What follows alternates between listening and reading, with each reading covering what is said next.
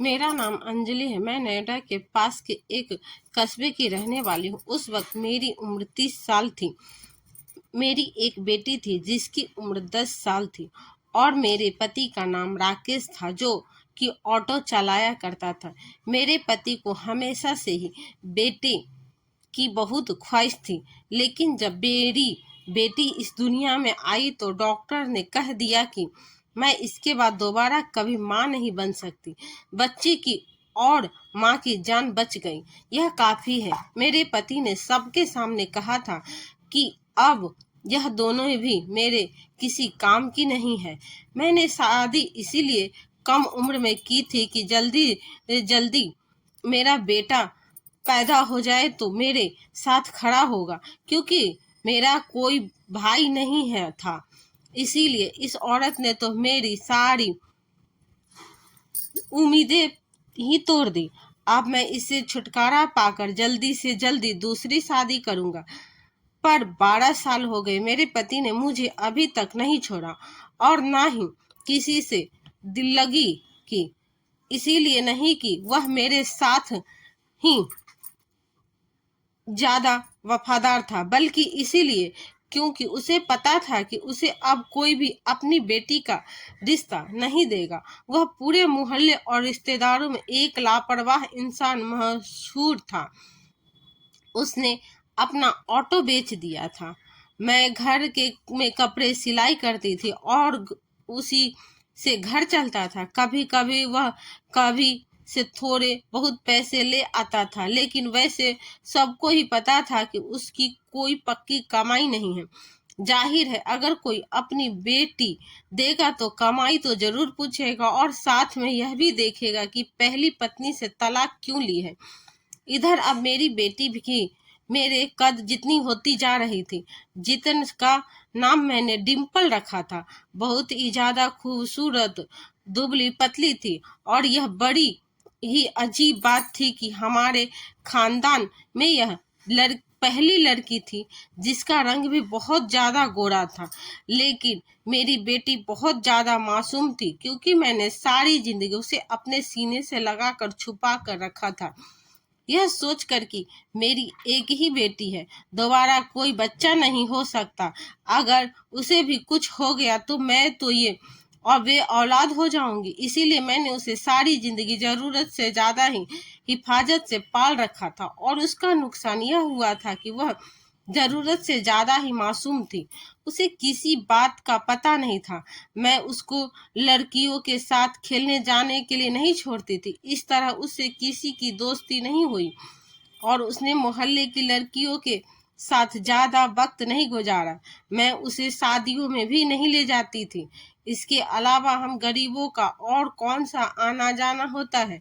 इसीलिए मैं सोचती रहती थी कि मैं उसके साथ रहूंगी सारी जिंदगी, मैं ख्याल रख करूंगी। मैं तो वायु से बाहर के खतरों से बचा रही थी। मुझे क्या पता था कि कभी कभी खतरे अंदरूनी भी होते हैं। खैर, यह तो एक लंबी बात है। जब मेरी बेटी थोड़ी जवानी हो गई तो मेरे पति ने उससे बहुत ज्यादा प्यार करना शुरू कर दिया, जबकि सारी जिंदगी उससे दुत्कारता आया था। कहता था कि तेरी वजह से तूने अपनी माँ को बांझ बना दिया और मेरे बच्चे इस दुनिया में आने से रह गए, नहीं तो मुझे दसियों बेटे पैदा हो करने थे। लेकिन यह सब तो किस्मत का खेल था। मैं कहती थी कि इसमें मेरी बेटी का कोई कसूर नहीं था, लेकिन अभी तक वह मेरी बेटी से नफरत करता था, उसे ताने देता था, उसे अपने साथ कहीं लेकर नहीं जाता था, उसे अपनी बेटी नहीं मानता था, उसके सिर पर प्यार से हाथ नहीं रखता था। लेकिन आज तो मैं सामने का मंजर देखकर हैरान रह गई। वह मेरी बेटी को अपने पास बैठा था और उससे बहुत प्यार से बात कर रहा था और कह रहा था कि तुम्हारे लिए क्या लेकर आऊं, 1-2 दिन के लिए शहर जा रहा हूँ। मेरी बेटी भी हैरान नजर आ रही थी। उसने कोई चीज बता दी और उठकर कमरे में चली गई। मैंने अपने पति से कहा कि आजकल बहुत प्यार आ रहा है अपनी बेटी पर, तो कहने लगा कि बस अब मैं बूढ़ा हो गया हूँ, और मुझे एहसास हो गया कि हमारे बुढ़ापे का सहारा है। मैं भी तो पागल था, बस यही सोचता था कि नस्ल बढ़ जाएगी, लेकिन अगर यह मेरे नसीब में नहीं है तो मैं क्या कर सकता हूँ। मैंने तेरे साथ नहीं, ऊपर वाले के साथ जिद लगाई थी, और ईश्वर के साथ जिद नहीं लगानी चाहिए। अभी यह मेरी बेटी है और मैं इससे बहुत ज्यादा प्यार करूंगा। यह सुनकर मेरी बेटी आंखों में आंसू आ गए। चलो, इस इंसान को समझ तो आई। और मैंने उससे कहा कि अब तो बेटी जवान हो रही है, अब 2-3 साल में इसकी शादी हो जाएगी और फिर हमारी बेटी हमें छोड़कर अपनी ससुराल चली जाएगी। लेकिन तुमने इतने साल बर्बाद कर दिए। इतनी प्यारी बच्ची हमारी थी, जब छोटी थी कैसे भाग भाग कर तुमने तुम्हारे पीछे पीछे जाती थी, तुम्हें पापा पापा कहती थी, और तुमने उसे गोद में भी कभी नहीं लिया। इस बात पर मेरे पति की आंखों में आंसू आ गए। उसने कहा कि मैंने वाकई काफी सारा वक्त बर्बाद कर दिया, लेकिन अभी भी देर नहीं हुई है। जब बेटी बहुत छोटी थी तो मैं उसके पिता के साथ नहीं छोड़ती थी, यह सोचकर कि किसी दिन उसको गुस्सा आए और वह मेरी बेटी को मार डाले। लेकिन मुझे यकीन हो गया था कि इसके दिल में वाकई उसकी बेटी के लिए प्यार जाग गया है। आखिर वह उसका अपना बाप था, कोई सौतेला तो नहीं। हमारे दिन इसी तरह गुजरने लगे और यह दोनों बाप बेटी बहुत ही ज्यादा करीब आ गए। जो लम्हे इन्होंने एक दूसरे के साथ नहीं गुजारे थे, अब वह गुजार रहे थे। वह मेरी बेटी को अपने साथ बाजार भी ले जाता, उसके लिए तोहफे भी लेकर आता और खाने पीने की कोई ना कोई चीज जरूर ही लेकर आता था। मुझे आजकल एक जगह नौकरी मिल गई थी। एक सेंटर था जहां पर जाकर मैं कपड़ों की सिलाई करती थी और एक सूट के साथ काफी अच्छे पैसे बच रहे थे। मैं घर में कपड़े सीती थी तो घर के कामों में लग जाती थी, लेकिन वहां पर जाती तो दिमाग सिर्फ काम की तरह ही लगा रहता था। पहले मैंने यह काम करने से इनकार कर दिया था, लेकिन अब सोचा कि मेरे पतिदेव खाली ही तो है मेरी बेटी का ख्याल रखने के लिए। जवान बच्ची को घर में अकेला छोड़कर तो नहीं जा सकती थी, लेकिन आजकल घर की हालात कुछ और ही थी। इसीलिए मैंने सोचा कि मैं यह काम करती हूँ, और मैं यह काम करने के लिए रोज जाती थी, शाम को वापस आती थी। मेरी बेटी रोज मुझे खुशी खुशी बताती थी कि आज पापा ने मुझे यह चीज ला कर दी, आज वह मेरे लिए सूट लेकर आए, और आज हम सैर करने गए थे। मैंने गोलगप्पे भी खाए थे, आइसक्रीम भी खाई थी। लेकिन कुछ दिनों से मेरी बेटी मुझे यह सब बातें नहीं बता रही थी, बल्कि कहीं खोई खोई हुई थी। मैंने कहा कि क्यों आजकल पापा के साथ बाहर नहीं जाती हो, तो कहने लगी कि जाती हूँ, तो फिर भी मुझे क्यों नहीं बताती कि पूरा दिन क्या किया। मैं तो काम ही करती रह जाती थी। तुम दोनों के तो मजे होते थे, मुझे बताया बताया तो करो, कम से कम मैं सुनकर ही खुश हो जाया करूंगी। मैं अपनी बेटी से मुस्कुराकर बात करती रहती थी, क्योंकि मैं उसके लिए खुशी थी, लेकिन वह बिल्कुल भी खुश नजर नहीं आ रही थी। फिर मेरी बेटी बीमार रहने लगी। कभी कहती मेरी कमर में दर्द है, तो कभी कहती मेरी टांगों में दर्द है। मुझे समझ नहीं आ रहा था उसके साथ क्या हो रहा है। एक ही डॉक्टर थी हमारे पूरे गांव में, उससे बात की तो उसने कहा कि बच्ची जवान हो रही है, इसीलिए यह सब कुछ हो जाता है। तुम ज्यादा फिक्र मत करो, जब उसे दर्द हो तो दर्द की गोली दे दिया करो, इसकी खुराक बेहतर करो, दूध वगैरह दिया करो तो ठीक हो जाएगी। मैंने कहा ठीक है। मैंने उसे बात पर ज्यादा ध्यान नहीं दिया। और अजीब बात यह थी कि आजकल मेरे पति वैसे ही बहुत खुश था, उसका मूड भी बहुत अच्छा था। काफी दिनों से उसने मेरे साथ झगड़ा भी नहीं किया था, घर में पैसे भी ला रहा था, लेकिन मुझसे दूर दूर भाग रहा था। हमारी कौन सी अभी इतनी उम्र हुई थी, और अगर वह इतना ही खुश था तो थोड़ी सी मोहब्बत मेरे साथ भी तो बांट सकता था। सारी जिंदगी तो मेरे साथ लड़ता ही रहता था, लेकिन वह मुझसे ऐसे दूर भाग रहा था जैसे मैं उसके लिए गैर हूँ। मैं उस बात पर थोड़ी हैरान थी, लेकिन मेरे इतने काम थे कि मेरे पास कुछ और सोचने और करने के लिए वक्त ही नहीं था। एक दिन मैंने अपने पति को कहा कि अपनी बेटी के लिए कोई रिश्ता देखते हैं। उसने कहा कि अभी से तो मैंने कहा ही कि रिश्ता होते हुए भी तो 2 साल लग ही जाएगी, और शादी भी तो जवानी में ही होनी चाहिए। अभी तक हम लोग भी जवान हैं, और देखो भगवान की करनी, हमारी बच्ची भी जवान हो गई है। हमने कौन सा इससे नौकरी करवानी है? जब कुछ नहीं करवाना तो शादी करवा देते हैं। मेरे पति ने कहा कि नहीं, अभी तो नहीं, अभी तो यह बहुत छोटी है। मैं तो इसकी शादी 20 साल की उम्र तक ही करूंगा। जब तक वह 20 साल की नहीं हो जाती मैं इसकी शादी नहीं करूंगा। मैंने कहा कि 20 साल तो बहुत ज्यादा है, 18 साल सही है। तो उसने कहा कि नहीं, जब तक लड़की समझदार ना हो जाए उसकी शादी नहीं करनी चाहिए। इससे पहले उसकी शादी करना जुल्म होता है। मैंने कहा कि काश मेरे बारे में भी कोई ऐसा सोच लेता। तुमने तो मुझे पर 16 साल की उम्र में ही जुल्म करना शुरू कर दिया था। उसने कहा कि हम तो अनपढ़ जाहिल लोग थे। हमें किसी बात का पता नहीं था, कोई मशवरा देने वाला भी नहीं था। हमारे माँ बाप भी हमारी तरह ही थे, लेकिन अब हमने दुनिया देख ली है, तो अब हम भी ऐसा फैसला करेंगे। और फिर हमारी एक ही तो बेटी है। मेरे पति ने यह बात बड़े प्यार से की थी, वरना सारी जिंदगी इस बात को उसने मेरे साथ ताना ही बनाया था कि एक ही बेटी पैदा कर पाई, उसके बाद बांझ हो गई। क्या करूं मैं इसका? यह कोई मेरी नस्ल थोड़ी बढ़ाएगी। यह तो मेरा खर्चा करवा कर अपने घर चली जाएगी।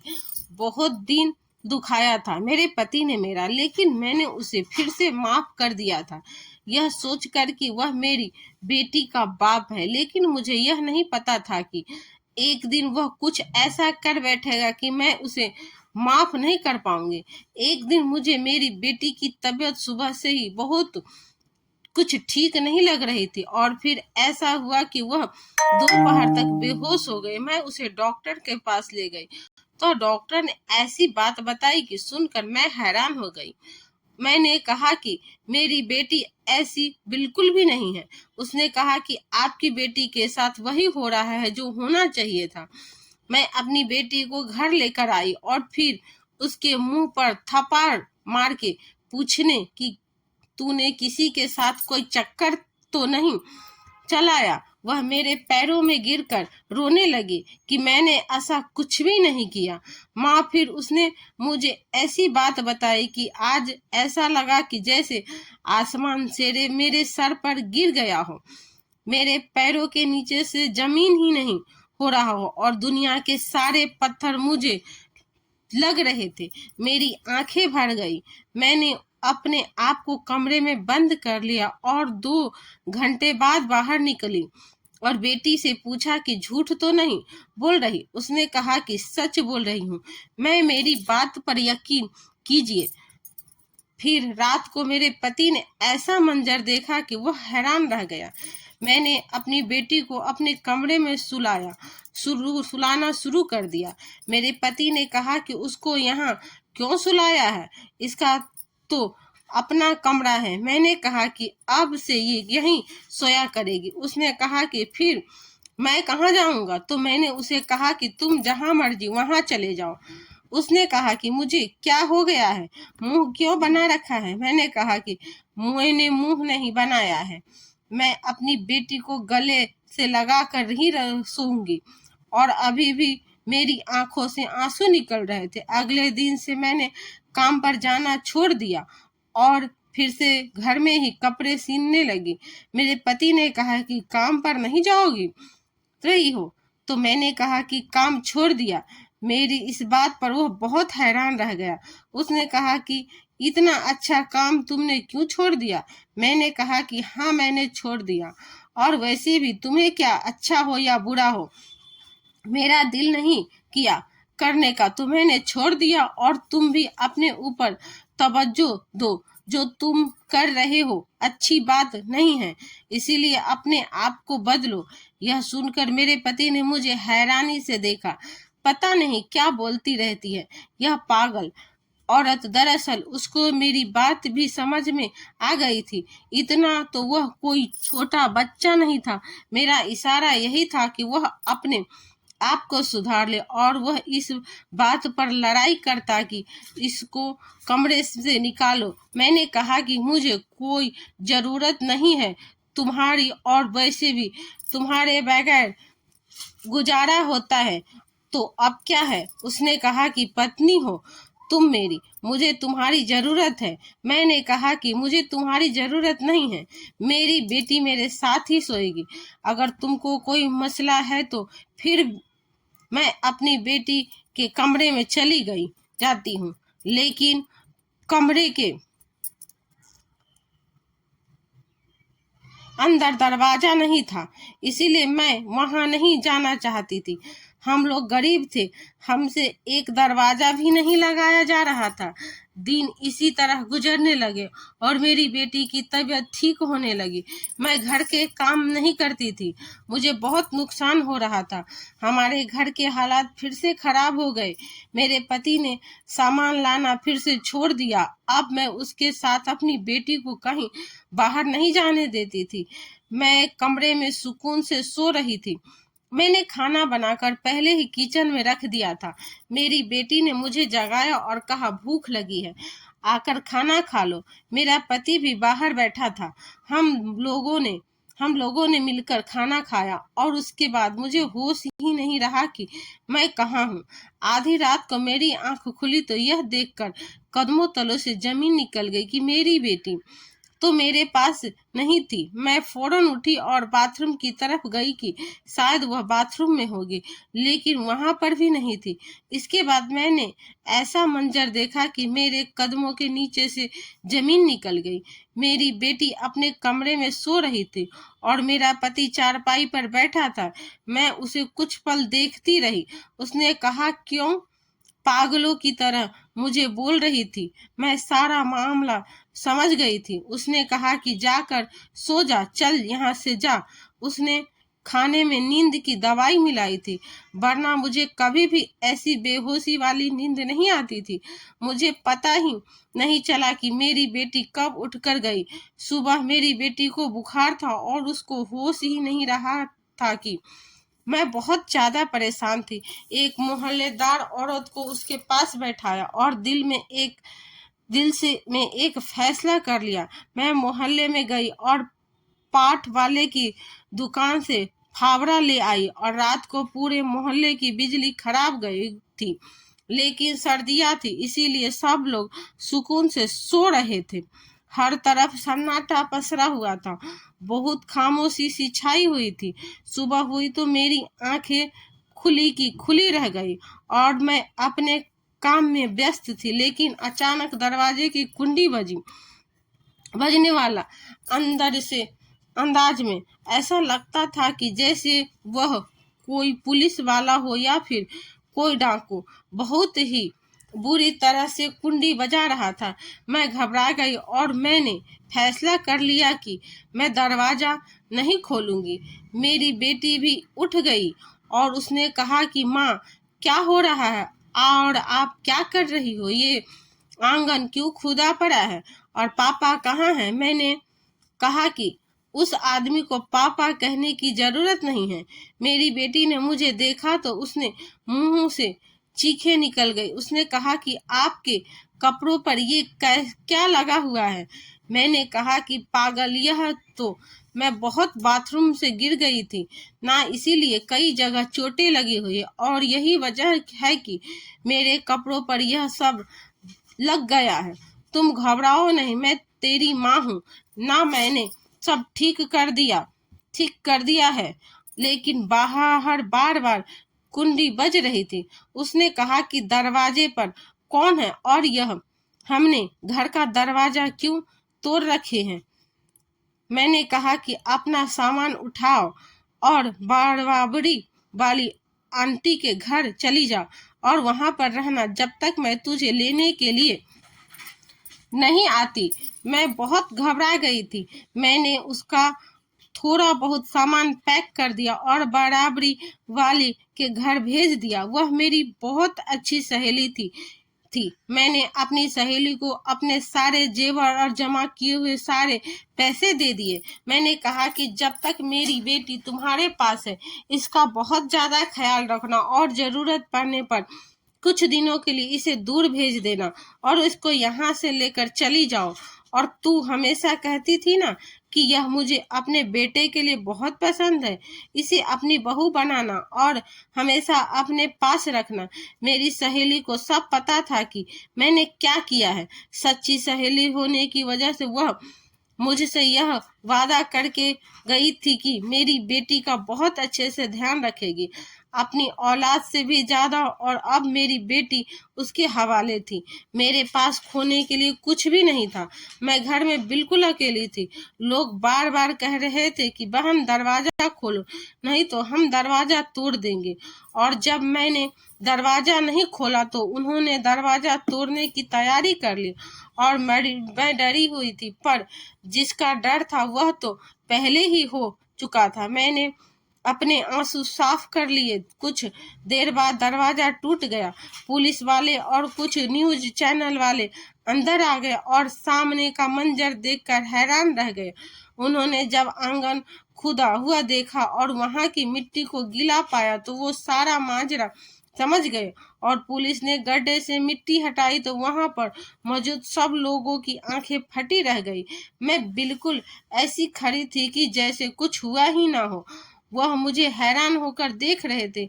लेडी कांस्टेबल ने मुझे पकड़ लिया और मैंने कहा कि मुझे कोई अफसोस नहीं। पूरे मोहल्लों में यह बात फैल गई थी।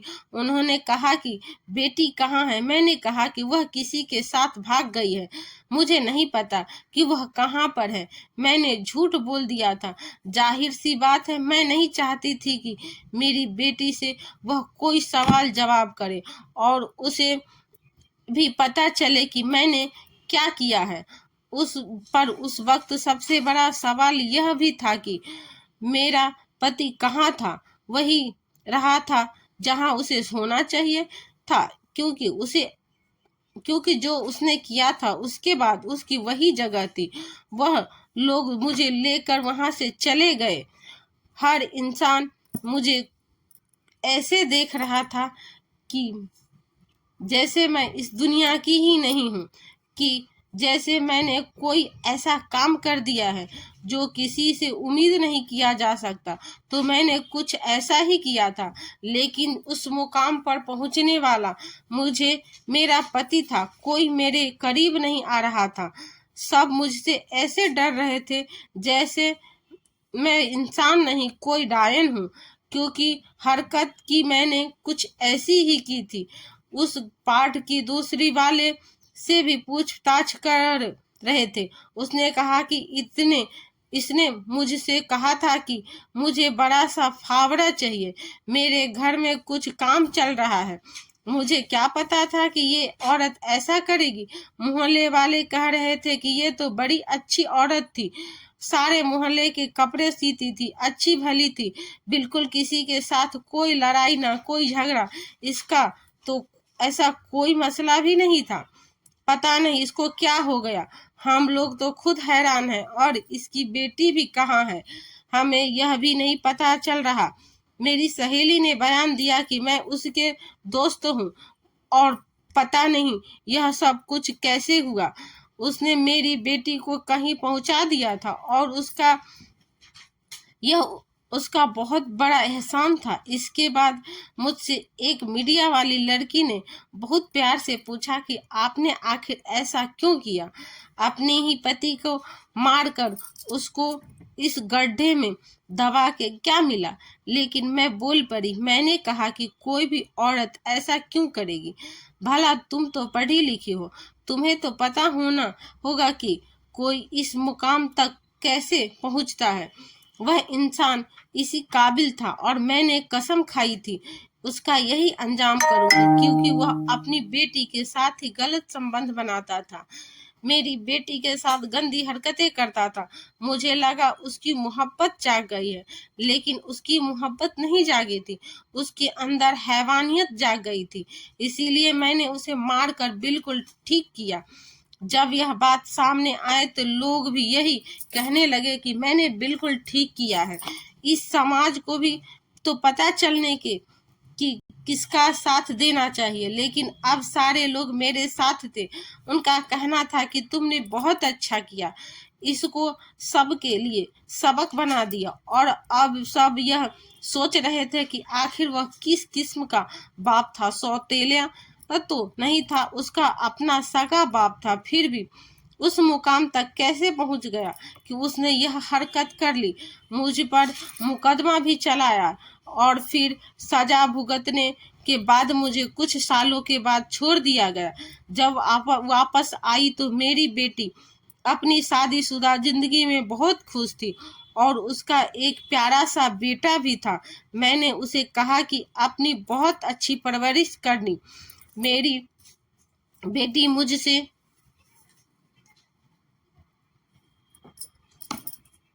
गले लगकर फूट फूट कर रो रही थी, क्योंकि उसे अखबार के जरिए सब कुछ पता चल गया था।